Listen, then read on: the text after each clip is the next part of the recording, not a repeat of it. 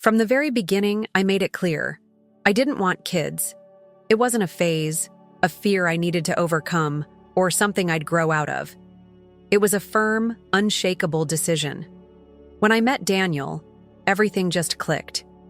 He was funny, thoughtful, and incredibly easy to be around. We had so much in common, and our relationship felt effortless. Early on, during one of those deep, late-night conversations, I told him plainly, I don't want children. Ever. Daniel didn't flinch. He smiled and said, That's fine.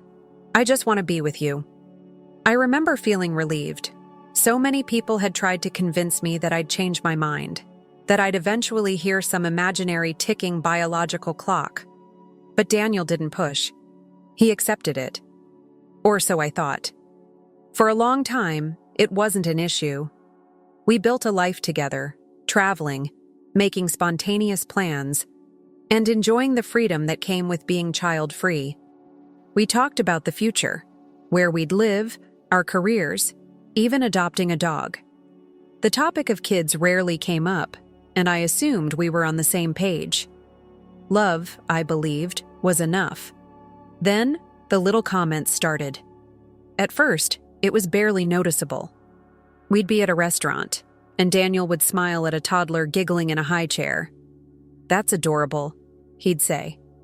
Imagine having a little one like that. I'd shake my head and remind him, that's not happening. He'd just laugh. We'll see. It felt harmless at first, like he was just caught up in the moment, but then it became more frequent. He'd point out dads playing with their kids at the park. He'd make jokes about what our future children would look like. If we had a daughter, I bet she'd have your eyes, he once said casually. Each time, I responded the same way. Daniel, I'm not having kids. And each time, he brushed it off with a chuckle or a simple, you never know. It wasn't just the comments. His whole attitude seemed to shift. He started talking about our future in a way that included children, as if my stance was just something to be negotiated over time. I felt like he was waiting for me to come around, like he thought this was something I'd eventually agree to if he was patient enough. That was when I realized he wasn't taking me seriously. It wasn't long before Daniel's family got involved. We were at his mother's house for dinner when she casually asked, So, when are you two going to give me grandbabies? I smiled politely and answered, Oh, I don't want kids. She waved a hand dismissively. Oh, you're still young. You'll change your mind. I opened my mouth to respond, but Daniel spoke first. Yeah, we'll see, he said with a little smirk. I shot him a look, but he avoided my eyes. After that, it became a routine. Every family gathering came with some variation of, you'd make such a great mom, or you just haven't felt the right kind of love yet. His sister once nudged me, grinning, Come on, I need a niece or nephew. It was exhausting. I'd always been confident in my decision, but being constantly questioned, as if I hadn't thought it through, started to wear me down. It wasn't just comments either. There was judgment behind them. One night, after another dinner filled with unsubtle hints, Daniel's mom looked at me and said, You know, choosing not to have children is incredibly selfish. I was stunned. How is it selfish? Well, what about Daniel? He deserves to have a family. I turned to him, expecting him to defend me, but he just sat there in silence, not agreeing, but not disagreeing either. And that silence said everything. After that dinner, something shifted between us. In the car on the way home, I couldn't hold it in any longer. Why didn't you say anything back there? Daniel kept his eyes on the road. What did you want me to say? I don't know. Maybe that I'm not selfish just because I don't want kids? He sighed, gripping the steering wheel a little tighter. They don't mean anything by it. They just want me to be happy. And you think I don't? My voice was sharper than I intended. I've been clear about this from the beginning, Daniel. I know, he said, but you don't even consider it. You just shut it down immediately. I stared at him, completely baffled. Of course I shut it down. I don't want kids. That's not changing. For the rest of the ride, we sat in silence. After that night, it felt like the conversation never fully went away. If we watched a movie where a couple had kids, he'd make a comment about how happy they looked. If a friend of his announced a pregnancy, he'd sigh and say, "Must be exciting for them." One night, I finally snapped. "Why do you keep bringing it up?" "Because you won't even think about it," he shot back.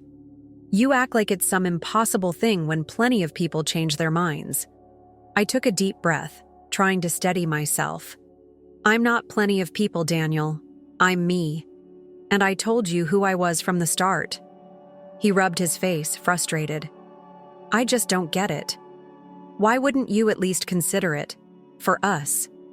That was the moment I realized he thought this was something I could be convinced of. After that fight, things didn't go back to normal. Even on good days, I could feel it lingering between us, like a shadow over every conversation.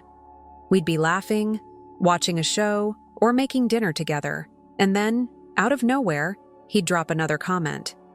"I bet you'd be a great mom if you gave yourself the chance." Or, "I just don't understand how someone wouldn't want to experience that kind of love." Every time I reminded him, "Daniel, we've been over this." And every time, he sighed, looked away, and let it drop. For the moment. It wasn't just words either. The way he looked at me started to change. When we ran into old classmates who now had families, I could see it in his face. The longing, the quiet resentment. He never said it out loud, but I knew he was wondering, why can't that be us? One night, after a dinner with his friends, most of whom were married with kids, I noticed he was unusually quiet. When we got home, he finally said, "I feel like I'm missing out on something huge." I didn't know what to say to that, because he was right. He was missing out, and so was I. Just in different ways. We were standing on opposite sides of a bridge that neither of us could cross. It was late when Daniel finally said the words that had been building for months. "If you really loved me, wouldn't you at least consider it?" I felt my stomach drop. I turned to face him, searching his expression. He wasn't angry. He looked desperate, like he needed me to give him hope that this wasn't the end. But it was. "Daniel," I said slowly, carefully, "I have considered it. My whole life, I've thought about it. And the answer has always been no." He shook his head. "People change. You could change. But I won't," I whispered. "And it's not fair of you to ask me to." His jaw tightened. "So, that's it? You'd rather lose us than even think about it?" I clenched my fists, trying to steady myself. I'd rather lose us than become someone I'm not. The silence that followed was heavier than anything we had ever faced before. I barely slept that night. I lay awake, staring at the ceiling, replaying our conversation over and over. The weight of it pressed down on my chest. There was no compromise here, no way to meet in the middle. One of us would have to give up something fundamental, and I knew it couldn't be me. I loved Daniel. I truly did. But love wasn't enough to change something that had been a part of me for as long as I could remember. If I stayed, one of two things would happen. Either I'd force myself into a life I never wanted and resent him for it, or he'd give up his dream and resent me instead. Neither of us deserved that. The next morning, I sat across from him at the kitchen table, my heart pounding. "We need to talk." Daniel looked at me, tired and wary. He already knew what was coming. "This isn't working," I said, my voice barely above a whisper. "We want different things, and I can't keep pretending this will magically fix itself." His hands clenched into fists on the table. "So that's it? You're just giving up?" I swallowed hard. "I'm not giving up. I'm choosing myself.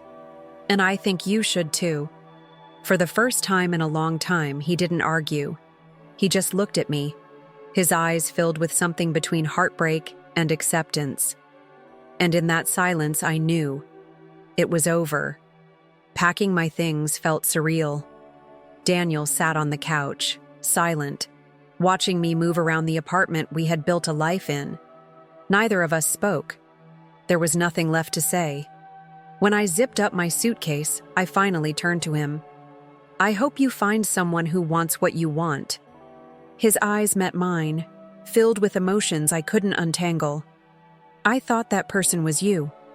I felt my throat tighten, but I forced myself to stand firm. "I never was."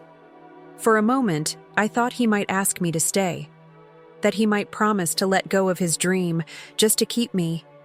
But we both knew that would only lead to resentment. So instead, he nodded, a small, painful acceptance of the truth. I walked out, closing the door behind me, knowing there was no going back.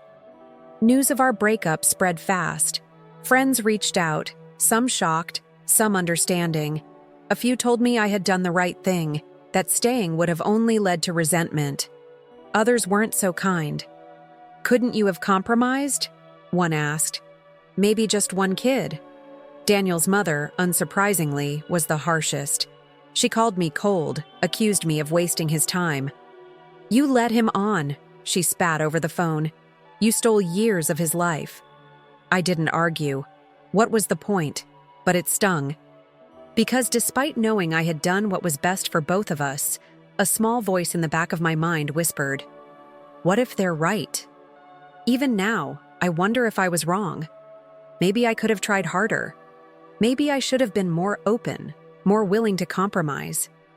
Could love have been enough if I had just given it more time? But then, I imagined the life we would have had. The version where I ignored my own needs to make him happy. The version where I became a mother out of guilt, not desire. And I know, I would have been miserable. And so would he. Choosing myself wasn't selfish, it was necessary. We both deserved partners who wanted the same future, and I wasn't going to be the person who took that from him. Still, the doubt lingers. So I ask you, was I the asshole for refusing to have kids and ending the relationship over it?